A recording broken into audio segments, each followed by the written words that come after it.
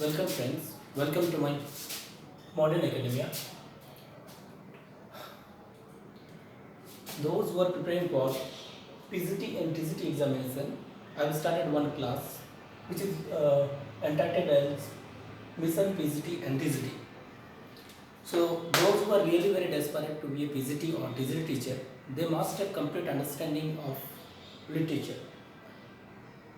And it is not possible to go, it is not possible to appear in PGT or TGT examination after going through one or two literature book, because you will not get complete understanding of literature from two different books. So you have to go through different kinds of, such as like, what I am saying, you have to go through 5 or 6 different kinds of literature books from where you may collect different kinds of notes which will be beneficial for your examination.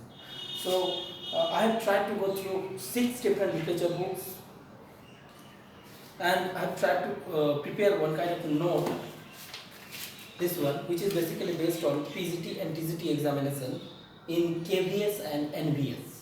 So those who are really very desperate to be a teacher in KVS or NVS, particularly in PGT and TGT scale, this particular note will be eligible for them, kind of eligible for them, quite fruitful, quite beneficial for them. So please, and I'm not saying you, I'm not giving you false kind of information. Here is the complete proof that what kind of preparation I have done before attending the class. This is the volume 2 History of English Literature. W.R. Goodman, who has written this famous book, and it is not a single book, it is in collected form. This one is book 1 and this one is book 2. So after going through these two books, the important facts I have tried to note down in my notes, which you will get very soon. I will write down all these things on the board. You have to write down. So next one is world literature. That is really marvelous book. Most of the writers what I have not got from these two books, I have tried to collect it from this book, because this is really rare book which is not prescribed, either it is in undergraduate or it is in postgraduate. Basically, that is a kind of book which is written in alphabetical order. Alphabetical order of the writers. What I'm saying. Next one is a History of Indian English Literature. You may know it, and this book is basically prescribed for undergraduate and PG students, those who are preparing. So this is quite sufficient for Indian literature. Next one is this one.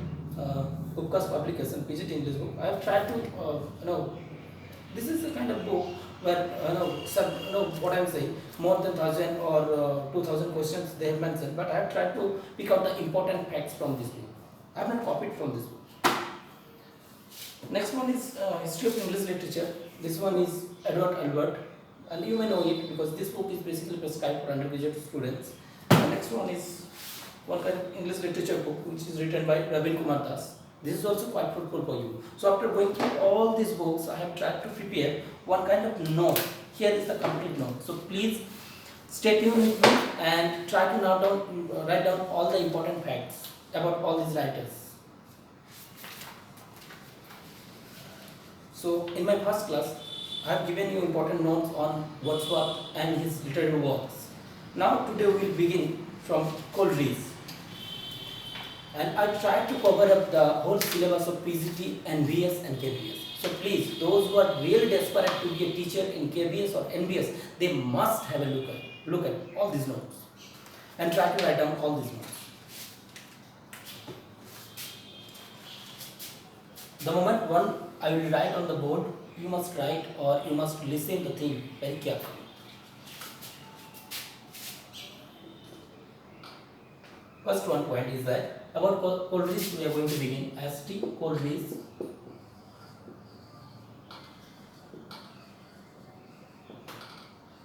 Complete class on St. Coleridge. So first point is here. St. Coleridge, the son of country person, was born in 1772. St. Coleridge,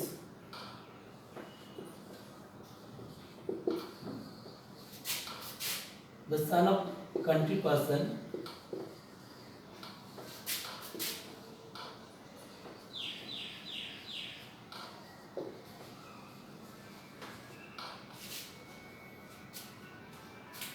was born in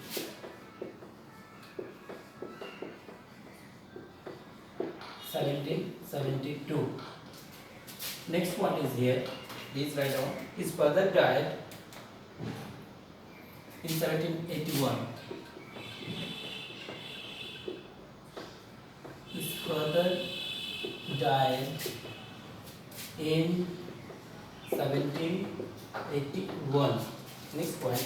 He became a student of Christ Hospital in London.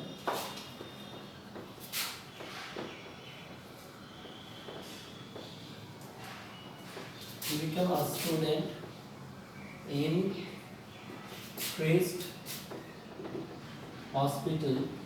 Christ Hospital Hospital in London.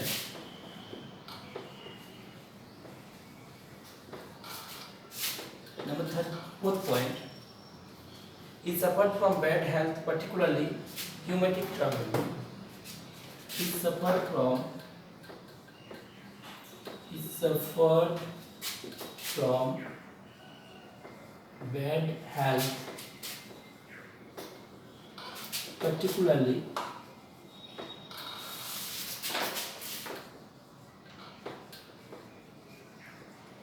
from rheumatic fever.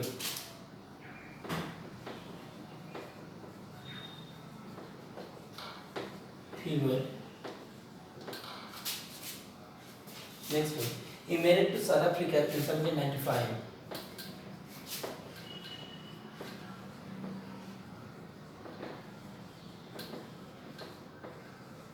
South Africa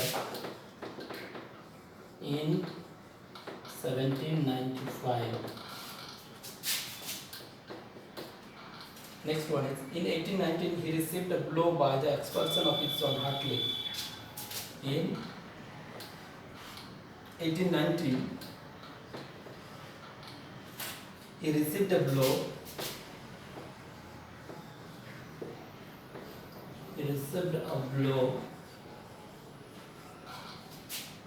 By the expulsion of his son.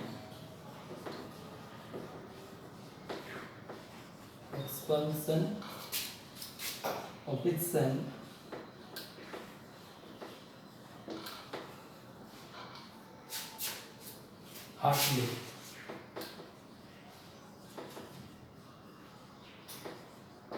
I hope you have noted down all these things. Now we are going to begin the rest of the notes about him. Now we are going. These are the important facts you must write down as early as possible because I have to erase all these things. So I hope you have noted down.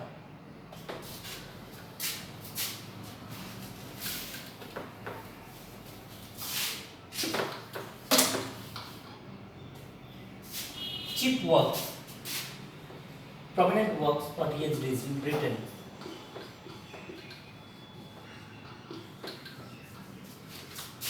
Religious musings, which is written in between.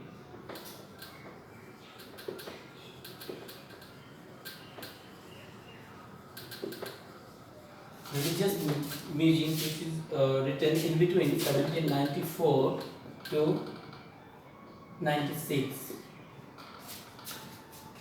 This work is basically written in his early period. Next is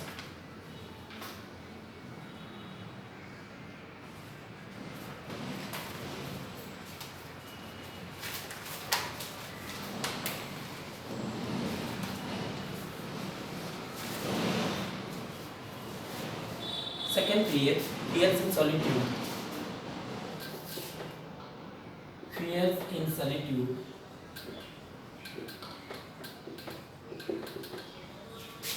This work he is written in second period.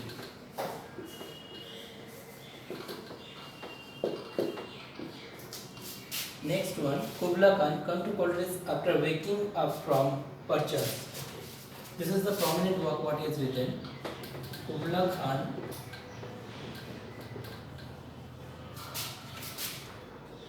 came to Coleridge after came to him, you may write, came to him after waking up from perchance.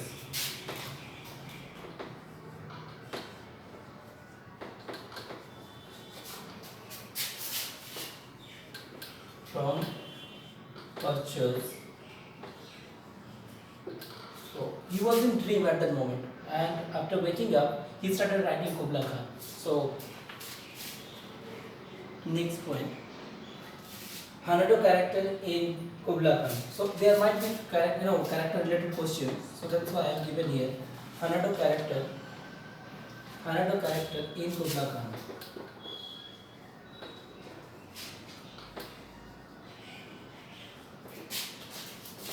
In Kubla Khan.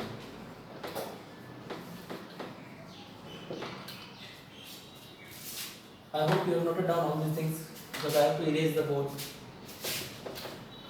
Next one is hermit character in the rhyme of the ancient mariner. Prominent character, hermit character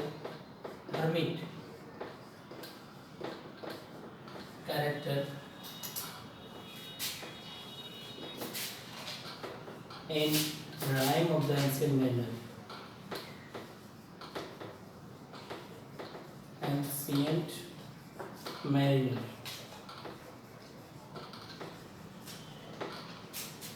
So these are the notes.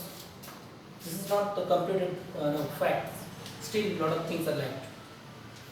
So write down all these things. Next is permanent verb. Another character is over here. Geraldine character, you may know it. Geraldine. Geraldine character is taken from or can be found in which work? In his Christabel.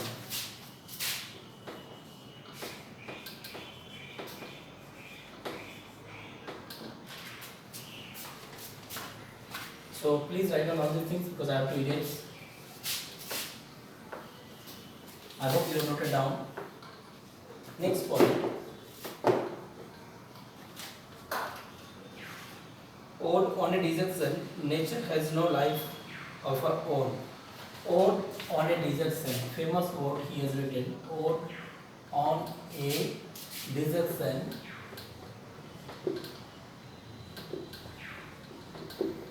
Which is based on the ode is based on nature has no life of its own. Nature has no life of his own. That is the basic concept of the poem. Because Wordsworth and Coleridge, these two persons were very close to each other. They were friends, but the fact is that they were different in their opinions regarding the nature. Wordsworth has taken the nature as a kind of a friend, while he has taken it very close attachment with nature.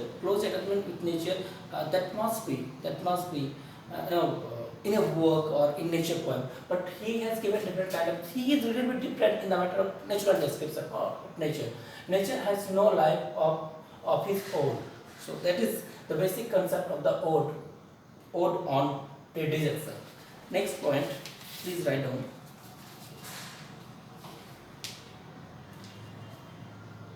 Three persons and one soul. 3 persons and 1 soul, said by Dorothy. This is the quotation what Dorothy has given. Her sister, Dorothy, 3 persons and 1 soul. 3 persons and 1 soul by Dorothy. And those who have read about Dorothy, those who have read about English literature, they will know about Dorothy Richardson, how much close she was when, how much she was close, to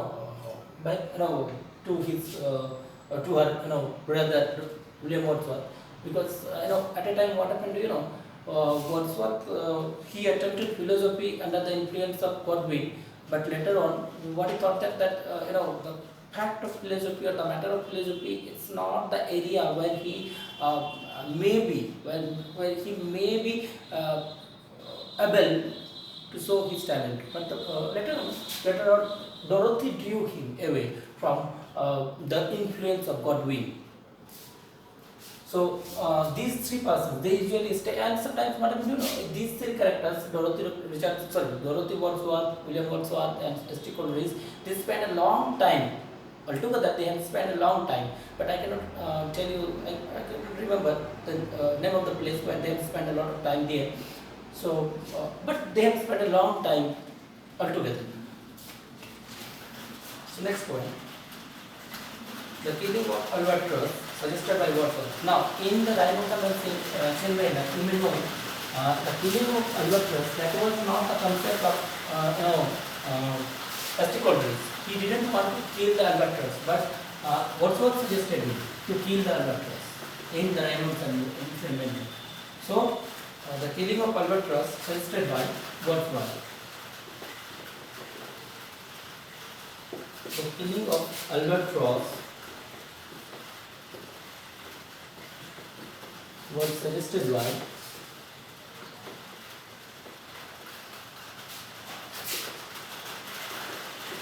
Wordsworth. Next point. Ancient Mariner finished in 1798. So finish this poem. Ancient Mariner finished in 1798, and in this period, or in this particular time, or in this particular year, what happened? Their prominent work, lyrical ballad, also that was also published in 1798. And apart from that, why he has written the Ancient Mariner? Because he wanted to include it in lyrical ballads. Even he has included it in lyrical ballad, because lyrical ballad is a collection of poems. I think it contained 23 poems, where Wordsworth has given his contribution in the form. I think he has given 19 poems. He has included, or he has written 19 poems, and he included in the lyrical ballads, while Coleridge has given contribution after writing 4 poems. So one of them is Ancient Mariner, because he has included this poem in the lyrical ballads. Next one. Ancient Mariner, that was really High German. The poem was High German about the Ancient Mariner, said by Hazlitt. Now, this is the opinion. This is the opinion of what this person has given. Hazlitt has given. The poem is High German. Who said this about Ancient Mariner? The poem is High German.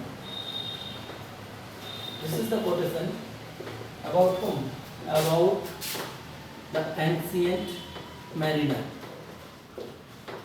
About the Ancient Mariner, who is given by Hazlitt, one of the famous critics. You may know it if you read about criticism. Then you will get complete elaboration about Hazlitt. So he has given the quotation about Ancient Mariner, that this is the poem which is really very High German.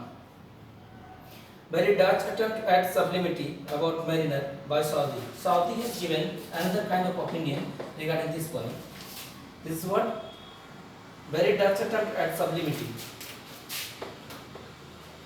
Very Dutch attempt at sublimity. Sublimity by, this is the opinion who has given this one, Southey, who was also kind of critic. At the same time, he was also a kind of poet. You may know it. Southey has given this opinion regarding Ancient Mariner. Next one, moral lesson of Mariner. Now, this is the moral lesson which is provided at the end of the poem. And what is the moral lesson of the poem? Write down the moral lesson of the Ancient Mariner.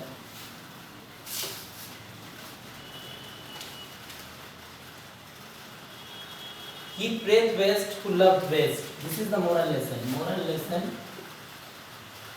Stop working.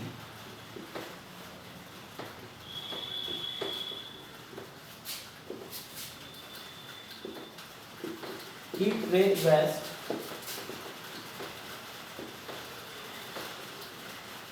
You may know it pray means in those days the B2 of prayed, it was written prayed. He prayed west.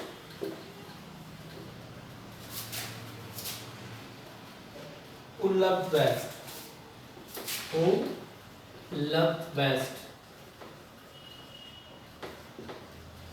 I think you are quite well known about the use of prayed and loved, because in those days the B2 form of pray was prayed and the B2 form of loved, loved, it was loved. Today that has been modified and it has got another form, and that is prayed and loved. So that is the moral lesson what is provided in Ancient Mariner at the end of the poem. Kubla Khan published in 1816. Another famous poem, this is published in Kubla Khan, published in 1816. This is the year which you must remember. It is in 3 parts. So Kubla Khan is written in 3 parts. You must write down. It is in 3 parts. How many parts are there? There might be these are questions. So that's why you must know all these things. It is in 3 parts. Next one is part 1 about Kubla Khan's garden. So pen is not working, so today we will finish here, and in my next class I will try to cover up the whole fact about plastic Coleridge. So for today that's enough, and we will begin it in the next video. Thank you.